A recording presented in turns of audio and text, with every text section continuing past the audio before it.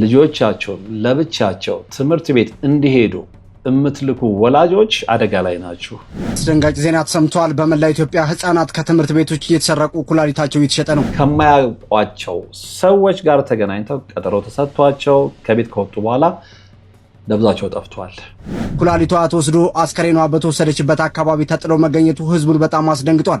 ልጆቻችሁን ትምህርት ቤት አድርሳችሁ አረጋግጣችሁ መመለስ ይኖርባቸዋል። አለበለዚያ ጥያቄ ምልክት ውስጥ ናችሁ። እንደዚህ አይነት ወላጆች ማለት ነው። አባቶች ይጣራሉ፣ ነጠላ ጋርደን ነው የምንቀድሰው ይላሉ። እናም እኛ በሞቀ ቤት ውስጥ እየኖርን ለአጋስተ ሥላሴ እንዴት መሆን አቃተን ብለን ጥሪ ካስተላለፍንበት ዕለት ጀምሮ መቀነታችሁን ፈታችሁ ከቤተሰቦቻችሁ በጀት ቀንሳችሁ ወዳጅ ዘመዶቻችሁን አስቸግራችሁ እነሆ ባላችሁን ገንዘብ ለ2 ሰዓታት ያህል በእግር እየተመላለስን ሲሚንቶ፣ ብረት፣ አሸዋና ድንጋይ እያመላለስን በእናንተ ድጋፍ የጀመርነው የሥላሴዎች ቤት እዚህ ደርሷል። ለቀድሞ በሥላሴዎች ስም እያመሰገንን ለቀጣዩም እስክንፈጽመው ድረስ እንዳትተውን እየተማጸንን እንደጀመርነው በጋራ እንድንጨርሰው አደራ እንላለን። አሁንም ድጋፋችሁ አይለየን። በሊቦ ከምከም ወረዳ የመስኪየ ሥላሴ ቤተ ክርስቲያን አሰሪ ኮሚቴ። እንዴት ናችሁ? እግዚአብሔር ይመስገን እኔ በጣም ደህና ነኝ። እጅግ በጣም አስደንጋጭ የሆነ መረጃ ተሰምቷል። ይህንን መረጃ መሰረት አድርገን የምነጋገር ነው የሚሆነው። በተለይ ለወላጆች ከፍተኛ ማስጠንቀቂያ ነው። ህፃናት እየተሰረቁ ነው። በተለይ ደግሞ የሚሰረቁበትን ምክንያት ደግሞ በጣም የሚያስደነግጥ ነው። ከውስጣቸው አካላቸው የተወሰደ ይሸጣል የሚል መረጃ ተለቋል። እሱን የምንመለከት ነው የሚሆነው። ሌላው ደግሞ እንግዲህ አንጋፋዋ አርቲስት ለችግር ተጋልጫለሁ እና ድረሱልኝ እያሉ ነው። ሁለቱንም የምንመለከት ነው የሚሆነው። ቅድሚያ የምሰጠው ግን በጣም አነጋጋሪ ወደሆነው መረጃ ነው። ይኸውም ምንድነው እንግዲህ በቪዲዮ ላይ እንደምትሰሙት ህፃናት እየተሰረቁ ነው። እስከሚሰረቁበት ምክንያት ልጁ የሚናገረውን ሰምተን እንመለስ። የሳምንቱ አነጋጋሪ የህፃናት መጥፋት በአዳማ ናዝሬት ከተማና አካባቢዋ ልዩ ትኩሳትና አነጋጋሪ ጉዳይ ሁላችሁንም ይመለከታል። በአዳማ ከተማ ሰሞኑን ብዙ ህፃናት በአሮጊቶች የተሰረቁ መሆኑና የኩላሊት ስርቆት መጀመሩን የተገለጸ ሲሆን አንድ ህፃን ከአዳማ አንድ ትምህርት ቤት ተሰርቃ በማግስቱ ወይም ጠዋት ላይ ኩላሊቷ ተወስዶ አስከሬኗ በተወሰደችበት አካባቢ ተጥሎ መገኘቱ ህዝቡን በጣም አስደንግጧል። በተመሳሳይ ሁኔታ አንዲት ሴት 8 ህፃናትን ታክሲ ኮንትራት ይዛ ልትወስድ ስትል ባለ ታክሲው ተጠራጥሮ የ8ቱንም ህፃን ህይወት ለመታደግ ሴትዮዋ ያለችውን መንገድ ትቶ ታክሲውን ወደ ፖሊስ ጣቢያ ይዞ ቀጥታ ኮንትራቱን ፖሊስ ጣቢያ ያደርገዋል። ሁሉንም ነገር ለፖሊስ ያስረክባል። ሴትዮዋም ስትጠየቅ ተደራጅተው በሀገር ውስጥ እንደተበተኑና ፍንጭ ሰጥታለች። ወገኖቼ ንቁ። ያወሳሰድ ሁኔታቸው እንደ አሮጊት መስለው እቃ ተሸክመው እየደከሙ መስለው ህፃናት ጋር ሲደርሱ እርዱን ይላሉ። ከዛም ህፃናቱን መድኃኒት ያስነኩና ይከተሏቸዋል። በተጨማሪም ደግሞ ተከራይ በመምሰልና ቤት በመከራየት ህፃናት ያሉበት ሰፈር ይመለከታሉ። ከዛም ሰው አካባቢው ከሌለ ህፃናትን ከአካባቢው ይሰውራሉ። መፍትሄውም ከከተማ እስከ ገጠር ይህንን መልእክት በማድረስ ህፃናትን በአይነ ቁራኛ ልንጠብቃቸው ልንከታተላቸው ይገባል የተባለው እንግዲህ እንደሰማችሁት ነው። ይሄ ልጅ በዝርዝር ተናግሮታል፣ ቦታውንም ጠቅሷል። እንግዲህ በተለይ አዳማ የሆነውን ነገር በቪዲዮ ላይ እንደሰማችሁት ነው።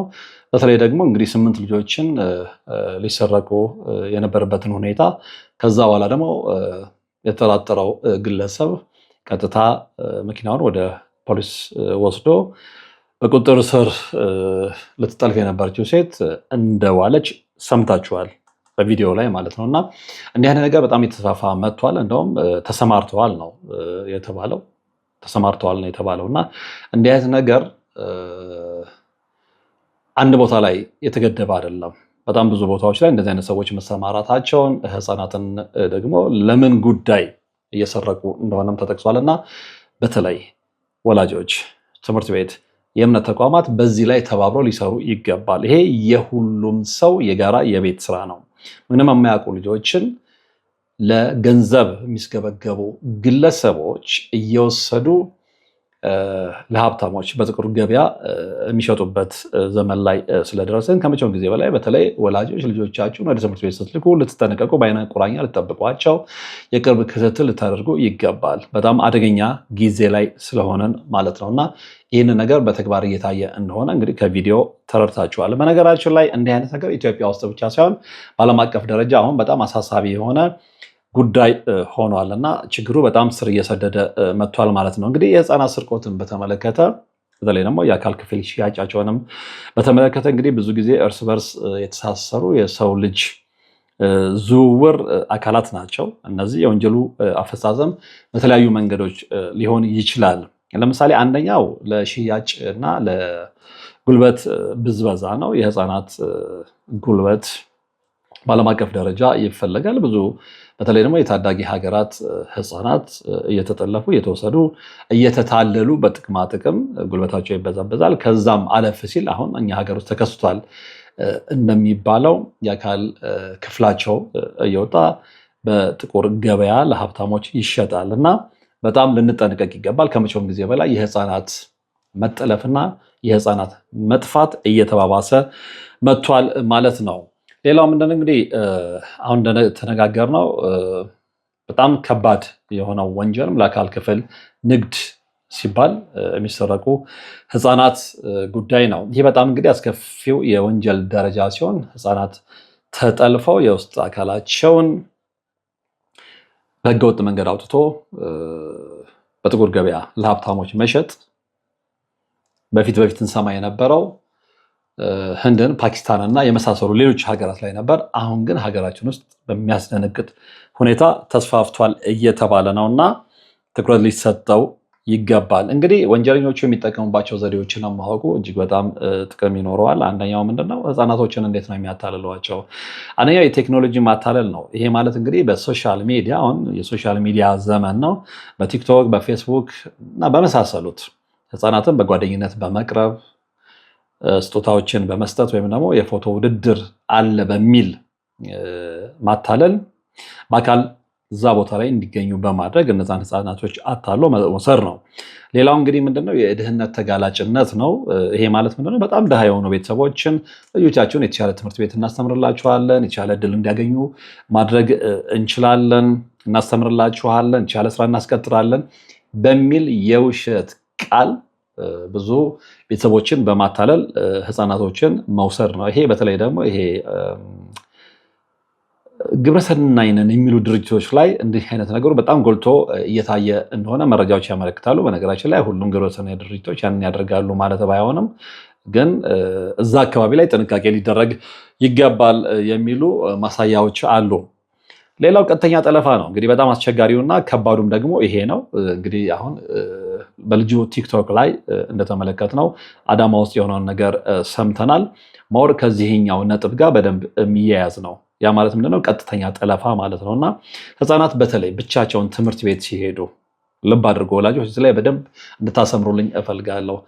ልጆቻቸውን ለብቻቸው ትምህርት ቤት እንዲሄዱ የምትልኩ ወላጆች አደጋ ላይ ናችሁ። ደግሜ እነግራችኋለሁ።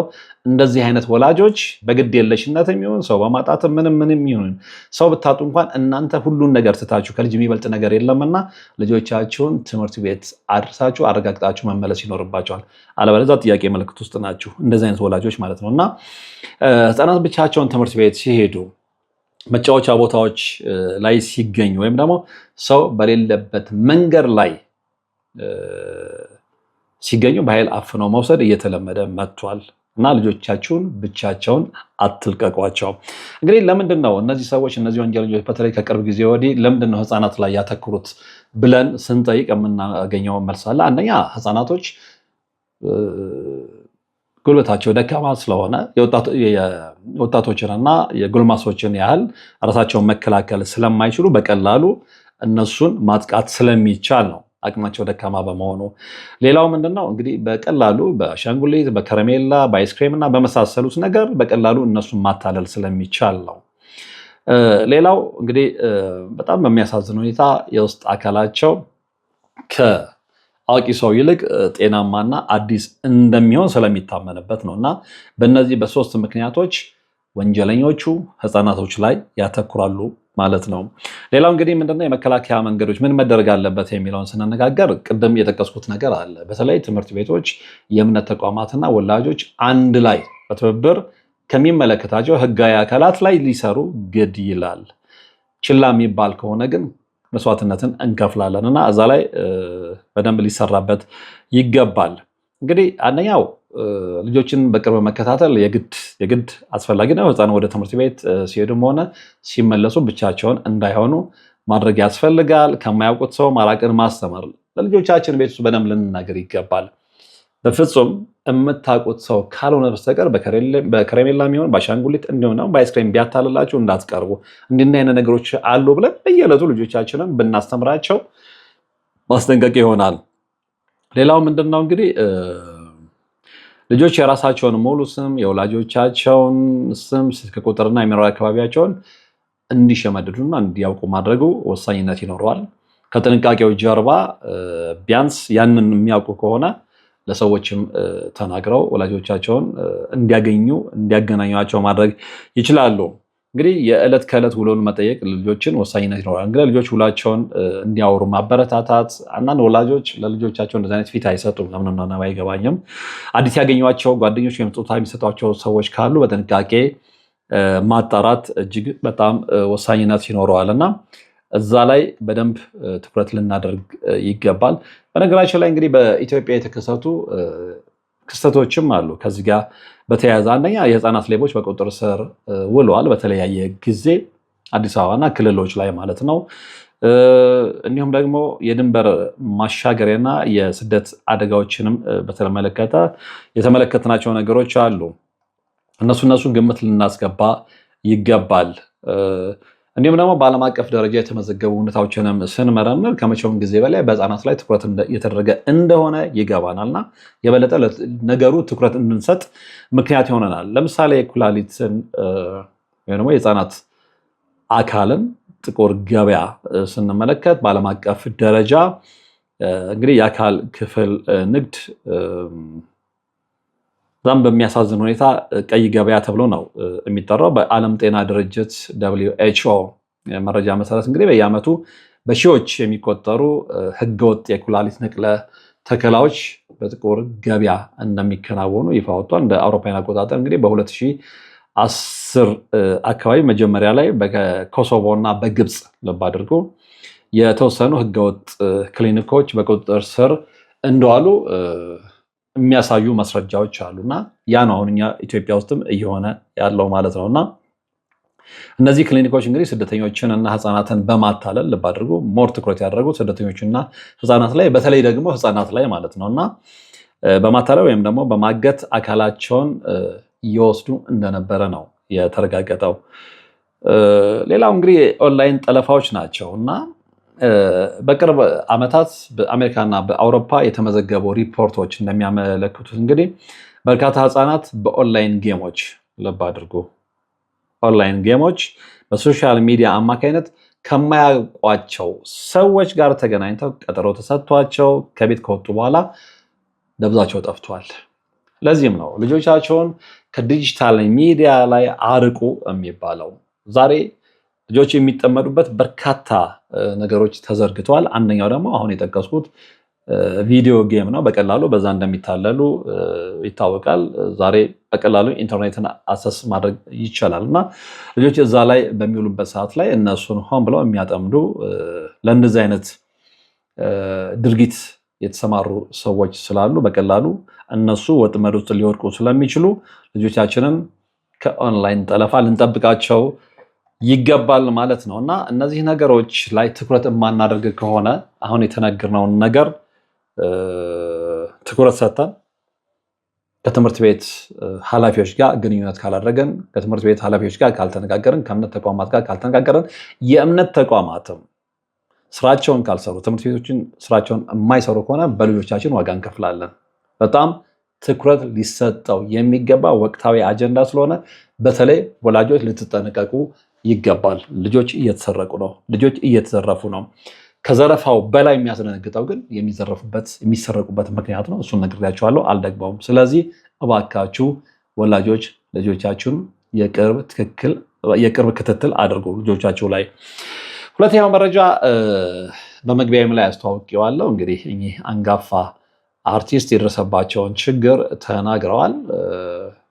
ችግር ላይ ወድቄያለሁ፣ ድምፅ ሆኖኝ እርዱኝ ሲሉ ተናግረዋል። ምንድነው የደረሰባቸው? ምንድነው የሆኑት የሚለውን ከቪዲዮ ተከታትለን እንመለስ። አዎ ድምፁ ተባበሩልኝ። አቅም ላለው ቤት መስጠት ለሚችል ወይም ደግሞ የቀበሌ የሚሆን እንደ ክብርት አዳነች አቤቤ እየተሰራ የሚሰጠውን ቤት ገንዘብ የለኝም። ቤት ተባበሩና ስሩ ተብሎ ቅድመ ክፍያ 5 ሚሊዮን ብር 5 ብር እኮ የለኝም እኔ። ቅድመ ክፍያው ተከፈለ እንበል። ከዛስ በኋላ ቤቱ እስኪያልቅ ድረስ የሚወጣው ወጪ እኔ እኮ የለኝም። ያለኝ ፈጣሪ መድኃኒዓለም እናቱና ልጁ። ከዛ በኋላ በእናንተ መተባበር እኔ ከዚህ እወጣለሁ።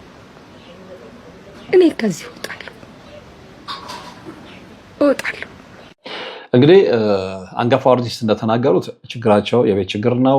ያለውን አጠቃላይ ሁኔታ በዝርዝር አስረድተዋል። ስለዚህ ጎዳና ከመውጣት በፊት እባካችሁ ድረሱልኝ ነው እና እንዳለመታደል ሆኖ ኢትዮጵያ ውስጥ ሆኖ እንጂ እንዲህ አይነት ብዙ ስራ የሰሩ የሚታወቁ አርቲስቶች በተለይ በውጭው ዓለም ስፔሻሊ ደግሞ አውሮፓ ውስጥ ክብር አላቸው፣ ቦታ አላቸው። ስለዚህ እዚህ ደረጃ ላይ ደርሰው አይደለም እዚህ ደረጃ ላይ ሳይደርሱም የተለየ ቦታ ተሰጥቷቸው ሁሉ ነገር ይሟላላቸዋል። እኛ ግን እንዳለመታደል ሆኖ ለዛ የታደሉ አይደሉም። ሰርተው ለፍተው እጅግ በርካታ ዓመታትን ህዝብን አገልግለው መጨረሻቸውን ስንመለከት በጣም የሚያሳዝን ነው እና ቢያንስ ድምፁ ነው እያሉ ስለሆነ ድምፃቸውን እየሰማን ችግራቸውን እየተረዳን ልንደርስላቸው ይገባል የሚል የግል እምነትና አመለካከት አለኝ። ስለዚህ የኔም ተመልካቾች ነው እኚህን እናት የአቅማችንን ያህል እንረዳለን የምትሉ ከሆነ በደስታ ጥሪውን አስተላልፋለሁ። እንግዲህ ለዛሬ ወደ እናንተ መድረስ አለበት ብዬ ያሰብኩት መረጃ የተከታተላችሁት ነበረ። ወደፊትም በሌላ መርሃ ግብር በሌላ መረጃ የምንገናኝ ነው የሚሆነው። እስከዛው ግን በያላችሁበት ሰላም። አባቶች ይጣራሉ፣ ነጠላ ጋርደን ነው የምንቀድሰው ይላሉ። እናም እኛ በሞቀ ቤት ውስጥ እየኖርን ለአጋስተ ሥላሴ እንዴት መሆን አቃተን ብለን ጥሪ ካስተላለፍንበት ዕለት ጀምሮ መቀነታችሁን ፈታችሁ፣ ከቤተሰቦቻችሁ በጀት ቀንሳችሁ፣ ወዳጅ ዘመዶቻችሁን አስቸግራችሁ እነሆ ባላችሁን ገንዘብ ለ2 ሰዓታት ያህል በእግር እየተመላለስን ሲሚንቶ፣ ብረት፣ አሸዋና ድንጋይ እያመላለስን በእናንተ ድጋፍ የጀመርነው የሥላሴዎች ቤት እዚህ ደርሷል። ለቀድሞ በሥላሴዎች ስም እያመሰገንን ለቀጣዩም እስክንፈጽመው ድረስ እንዳትተውን እየተማጸንን እንደጀመርነው በጋራ እንድንጨርሰው አደራ እንላለን። አሁንም ድጋፋችሁ አይለየን። በሊቦ ከምከም ወረዳ የመስኪየ ሥላሴ ቤተ ክርስቲያን አሰሪ ኮሚቴ